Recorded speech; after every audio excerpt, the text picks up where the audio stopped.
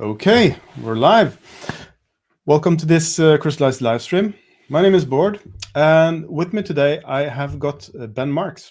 He's from Reactant, and he is a digital transformation consultant. He's been working with large organizations like Bacardi, Martini, the Coca-Cola company, as I'm sure you've all heard of. And the goal of today is to dive more into building business cases and KPIs you can use to underpin them. But first, welcome, Ben. Thanks, Bård. Thanks for letting me be here today.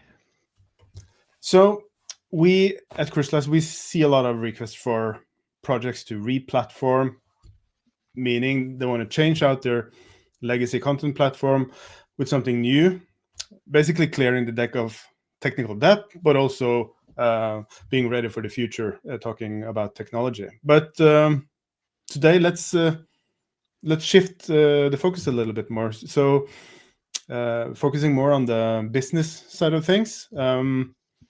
More than the technical aspects, if that's okay with you, Ben. Yeah, that's perfect. So I think the best way to focus on the rationale for a content platform is with the business case. So what I want to cover today is how we can reframe the content platform from a necessary IT cost to a C-level priority that's driving real business value. Because a robust platform needs a strong business case to back it up. Great. And who would you see, or who would you say this live stream is for, and also why should I revisit the business case? So this episode is for any leader who's either building the business case for a new content platform investment or revisiting the old business case since they've implemented. I believe you should return to it on a regular basis because it's also your education and prioritization engine. The business case is documenting what the platform is achieving, and it explains its objectives, and importantly, it's also prioritizing those objectives by the value as well. So a good business case shows that the platform moves through 3 distinct stages, from a cost center to a source of verifiable savings, and then ultimately, what we want to talk about today is to a powerful engine for growth. Okay, I think I understand. So it's about building a system to measure, let's say, everything, but with a focus on growth KPIs. Exactly. We'll cover savings and avoidance, but today we're going to concentrate on high-value growth KPIs. And we'll make the list of every KPI we covered today available later for download. Okay, let's start with the CFO. I always want to start savings. What's the fundamental difference between saving and cost avoidance?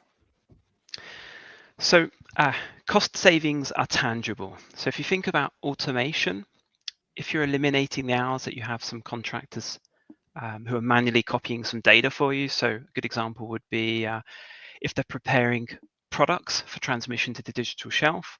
If you automate that manual work, you get to zero out those contracts on your P&L. That means it's a verifiable reduction today. Okay, that makes sense. So you cut a cost that was actively in the budget. But what's this idea of cost avoidance? Sounds a little bit theoretical to me. Yeah, it pretty much is theoretical. So it's avoiding new expenses from being added to our budget as we expand. So for example, if we automate manual tasks to distribute content to one channel today, it's going to save us budget. And then as we scale that automation, it's going to help us avoid adding future headcount in the future, adding future headcount to distribute more content to more destinations. And then there's also the strategic insurance aspect. So for example, if you have a content platform, you have a system for managing your digital assets, and you add digital rights management, that's going to stop the team from using an image that has expired licenses, and that could help us avoid a potentially costly legal exposure. So that does make sense. You can scale more efficiently and therefore, for example, save on headcount that you otherwise would have had if you want to scale up, let's say, a new region. One thing that I was thinking about is, allergens in food. This is something that we, get asked frequently about for anybody selling any food items, of course, where it is extremely important to get that right. And it could save you essentially a potential lawsuit if you get it wrong. That's what I'm understanding. Yeah, so if with a content platform comes other features, workflows, governance systems.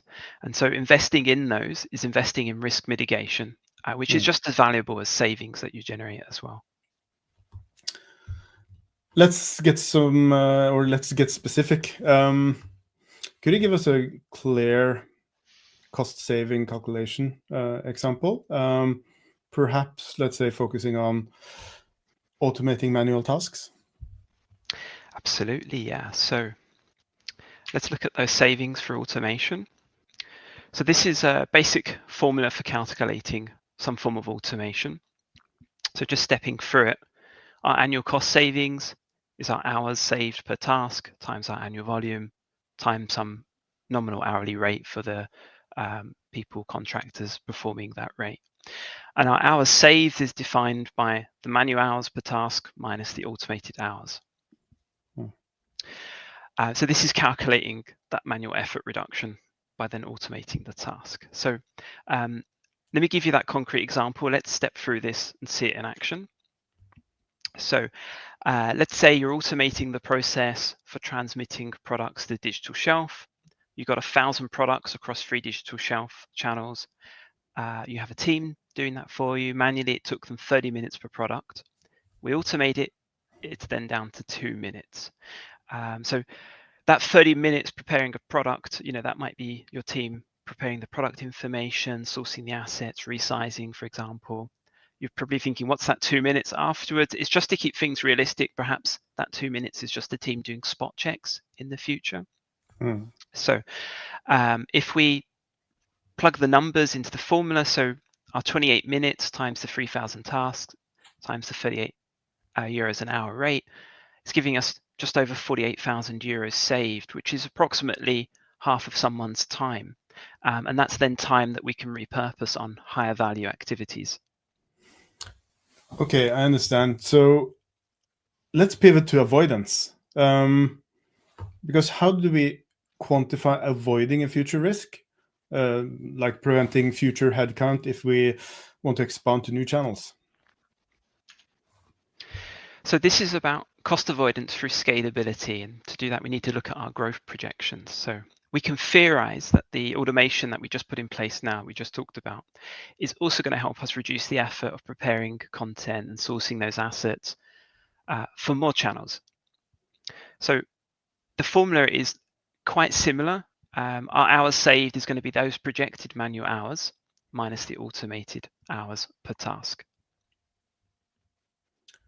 But wait a minute, isn't that basically the same formula? Yeah, you're right, and that's actually the elegance here. So both measure the time saved by the both measure the time saved. We multiply that by the volume and then the rate. The distinction here is that the savings quantify the reductions in existing work, and the avoidance quantifies reduction in future work. So by future work, it means the work we won't need extra headcount for. So the content platform is helping us to save money as we grow and expand our reach as well. So again, let's take that through an example. So very similar to our savings examples, but this time we're going to scale to 6 new channels, right? So we have 6,000 tasks. We run that through the formula, it comes out almost 97,000 euros. And that's just over one person's time that you don't need to add into the team because you've already automated these tasks previously. Okay. Let's talk about growth. Usually management want to know, how exactly does a content platform make us more money? And Ben, do you maybe have some examples of growth opportunities? Yeah, I would focus on 2 primary growth opportunities. First one's channel expansion. Second one would be conversion uplift. And then to help prove that the content platform is actually delivering on those growth opportunities, I would add a third proof metric, which would be the content return on investment, the content ROI. That's going to help show whether our content investment is working as a growth multiplier that's enabling both expansion and conversion uplift. Okay, so let's take channel expansion. And if you have a content platform, it's what we call the product universe. Shameless plug there. How would you measure going to market faster? So I would look at two aspects of channel expansion. First one would be time to market, or TTM, which is essentially how many days does it take to launch a channel with the platform versus how we used to launch. So we define our time to market opportunity value as the new channel daily revenue. That's the average revenue we expect to achieve from that new channel or market times the days saved. Now the days saved is how many days does it take us to do it manually versus now in an automated fashion with the platform. So this formula quantifies the revenue captured simply by launching faster, which means you're earning while competitors are still launching, and that's incremental growth. So let's take that through an example. Mm-hmm. And so I've just plotted this out so it's a bit easier to follow. So our manual process to get to this particular channel took 90 days. Mm-hmm. We automated that. It's gone down to 15 days. So our days saved is 75 days. And we just invented this, but the new channel daily revenue was 1,500 euros. So we put that in. Comes out almost 113,000 euros saved. So we basically earned almost 113K just by going faster, right? And what about the second part? Then the second aspect of channel expansion is the channel launch economics, which means what's the content cost barrier to launch in each new channel. So let's step through this formula, a bit bigger than the last ones. Okay, so our channel launch economics is our channel one content cost. So what was the cost of producing content for your first channel minus the cost of producing content for your last channel? We call it channel N here. You might have many channels, but you want to look at your last channel, divided by the costs of producing content for that first channel, and then you want that as a percentage, so you times that by 100. So again, we'll take that for an example, and I think the best way to do that is if we try to visualize this as well. So I've plotted out some example figures. So in this example, we're going to launch across 6 channels, and we spent 150K preparing the content for our first channel. That's the figures running along the bottom, and then you can see as we launch on channel 2, 3, 4, 5, 6, the nominal cost of the content adaptations is going down because we're reusing the content foundations from that first channel we produced the content for, but just making some minor adaptations. So perhaps we're adjusting the language, or we've added a destination that it needs to go to. So we're reusing that foundation rather than recreating it to get to all of those other channels. Okay, so and we see this all the time because this is a classical multi-channel story where initially you have to set up the system, initially do the big or the heavy lifting, and so the first channel is more costly, but where you really get the benefit is for multiple channels. Am I understanding this correctly? Yeah, so if we plug that into the formula from the graph that we just saw, our channel launch economics, so we spent 150K on our first channel, minus 2K that we spent on the last channel, divided by what we originally spent. It means our channel launch economics, so from getting from channel 1 to channel 6, we have a 98.7% cost reduction to enter the last channel. And that's enabled by existing content through the platform. So as we add those channels again, the incremental content cost drops dramatically because we're adapting that same content foundation rather than recreating it. So this makes a lot of sense. The platform will help us launch faster, but it also makes more channels economically feasible, right? Going to a market that you previously maybe couldn't consider because of the cost. Right, so speed gets to use the revenue faster, and then the lower costs make more channels accessible, and together they unlock expansion opportunities. I think this is fantastic. Next up, I guess that would be the conversion uplift. And can we say that better content makes more money, or how can we measure that? Yeah, so we can measure that statement. What we can do to look at the performance of content at different levels is try to make groups out of them. So if we had a partially complete group of content, we could cohort that together versus content that is fully complete. And when we talk about different levels of completeness, it could be a group of content that has an incomplete description, perhaps it's missing some keywords, unique selling points. Perhaps it's content that hasn't been localized fully for a market. Perhaps you're still sending, your master English copy to that market when really they need something localized, or perhaps they have an incomplete image carousel. So you cohort that incomplete group, and then you have your complete group, which has been enabled via the platform, and then you want to benchmark the performance of those two groups. So in the formula I've got here, our conversion uplift potential is going to be the total sessions for an incomplete group, which I've marked at 70% complete, times our cohort differential. And I'm going to explain that in a moment in another slide so you can see it. But essentially, it's the difference between the two cohorts. And then times the average order value on those transactional pages. So what this is going to show us is the 100% complete cohort is going to show us what's possible if all of our content was up to spec.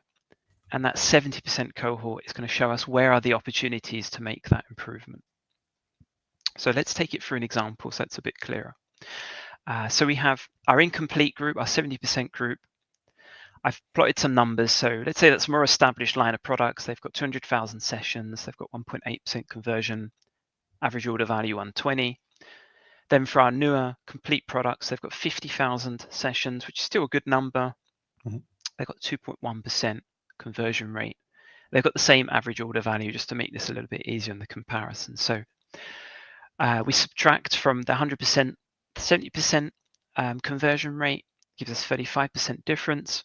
We plug that into the formula, so we have our 200,000 sessions for our 70% group, because remember, we want to find out what's the potential for that 70% group, times our differential, times the average order value. It comes out at 84,000 euros. So that 84,000 euros is essentially the money we're leaving on the table by that 70% group not being improved. So we have two growth opportunities, right? But how do we prove that the platform is actually enabling them? And also, how can we prove we're generating more value from the content we create? Right, so this is where I'd bring in the content ROI to help quantify that. This is going to be our proof that the platform is working as a force multiplier. So at its basic level, the content ROI is the total revenue from end channels divided by the total content investment for those end channels. This is going to measure how much revenue we generate for every euro invested in content. So let's step through an example to have a look how this is working using our previous example. So in one of the previous slides, we had the graph and we looked at the 6 channels we activated on. Let's just say for the moment we only activated on channel 1. We spent 150k for channel 1, and I've just made up a figure here. I've assumed we make 800k revenue from that channel 1. So that 150k, that's sort of our product carousel images, our product description, specs, everything localized for that particular channel. Without our content platform, that content would live on like one channel. So maybe it's our main e-commerce site. So our ROI is going to be whatever that single channel generates. So let's say, as I mentioned, it's 800k a year. So we put that in. So it's 800k divided by the 150k we originally spent to produce the content. That gives us an ROI multiplier of 5.3. So that means for every euro we spent, we get back 5.30 euros. And that's not bad, right? But then this is where the content platform is changing everything. You introduce that platform, you centralize the assets, you integrate those 6 channels that we had in our last example. That same 150k that you spent creating the original content now powers new channels. So for example, the e-commerce site in channel 1, maybe an online marketplace, a B2B portal, retail partner feed, maybe a social feed, and combined, let's say they're generating 4 million in revenue. So you plug all of that back in the formula. So it's the 4 million in revenue divided by the 180K investment that we made. Our new content ROI is actually 22x, right? So for every euro we put in, we're getting 22 euros back. I like this. I think even the dog like that. So it's not just about saving money on content creation, right? It's more about multiplying the return of content you already have created. Exactly. And here's the connection to our two growth opportunities. Okay, he's excited about these growth opportunities. Right. So we're speeding up our time to market value, which means we're making more initial revenue by entering a channel faster. So if we're capturing, these figures in a year, we're able to capture more of that revenue and record more of it in that year, because it didn't take us 3 months to enter. We entered in 15 days, for example. And then the content cost barrier, and that's our channel launch economics to enter the new channel, that's also decreasing. So able to unlock more revenue possibilities. So that means channels that perhaps in the past didn't justify the investment. So take channel 6 in our graph, for example. Let's say you're trying to make the argument, well, if we put the 150K investment in, we might get that 400K in revenue. They might, your sponsors might look at that and say, that's a bit too risky. The other channels are more profitable. We can't make that 150K investment in new content. But here with the platform, you're able to show, actually, we've managed to reduce that barrier down, our adaptation costs, marginal at 2K. And so you just unlocked that 400K potential that previously you might not have achieved. And then there's the improved conversion uplift, which is, that's driving the increased revenue in the channels itself, so uplifting the revenue that you're recording. And the content ROI is capturing all of that playing out together.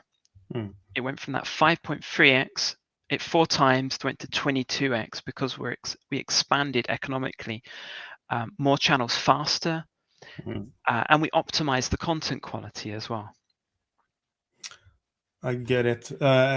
So basically the metric we're talking about is content ROI, but let's say the story is more about how the platform, let's say, transform channel economics, from a barrier into an opportunity, as you're able to unlock basically more channel opportunities. Absolutely, yeah. And I like this, and I really like that that slide that kind of summarizes everything. And I'm going to use that because this is brilliant for talking about specifically multi-market expansion, which is the day-to-day topic here with our partners and clients. But before we wrap up, if we're shifting the gear a little bit, what's the biggest mistake a leader can make once the platform is basically funded and built? Yeah, I'd say one of the biggest mistakes you can make is treating the business case as a one-time document. I believe it's a living document. You've got to come back constantly and remeasure those initial KPIs. Are they still valid today? Do we need to improve on those? And then really important, as you're adding more channels, you're syndicating out more products, or you're adding new features, you should track those in your business case. So for example, if you're reducing the time it takes to find assets, so by adding, AI contextual search, for example, then you've reduced the time that your team is taking. Track the time that you saved, because that's time that they can use for more value generating activities. And as you build out that business case and you keep adding to it and refreshing it, you can use that to help as a narrative to help support continued investment in the platform. And then critically as well, for the business case to be effective, this is another mistake, would be if you don't get organizational consensus on the KPIs. I think we've all been in a situation where different teams have a different terminology, but we're trying to talk about the same thing. So getting universal understanding is really important. So a good example of that would be if you're measuring the cost to create content, that cost metric, it might come from the creative team, from finance, from operations, and you have to get everyone to work together and call apples apples. And if you're producing a lot of different content, you need to have that flexibility to try and measure that in one KPI. A good one would be the sales material versus the marketing material. Perhaps you might even need separate KPIs entirely, just to get a bit of a good balance and a good view on the spend there, a good representation. That's a good point, and again, the dog agrees. So, but I think it's about creating a shared vocabulary, talking the same language, right? That's an important point here. And let's say in the event of a sponsorship churn, so there's a new CMO, CIO, whatever acronyms are being used, and this is a leading question. I assume this document then becomes an invaluable asset. Absolutely invaluable. The business case, essentially, it's the maths that proves the content platform provides value and growth opportunities to the organization. Ben, thank you for joining us today. This has been incredibly insightful. I especially like the last slide that kind of summarizes everything. And of course, it's about getting this business case right. The miles may vary as you put in your numbers in your channels. But it's essential to have this or create this platform and use it as a strategic asset, right? So I like that. Join us next time. We will dive into another topic. The plan is then that we go a little bit more from the strategic business case that we've been talking about today to more operational, and probably around expanding the content ecosystem. But anyhow, not going to share more. If you want to be notified when the next stream will be, you know what to do. Like and subscribe and follow us if you're watching this on LinkedIn. Ben, again, thank you, and thank you for watching, everyone. Thanks, Bård.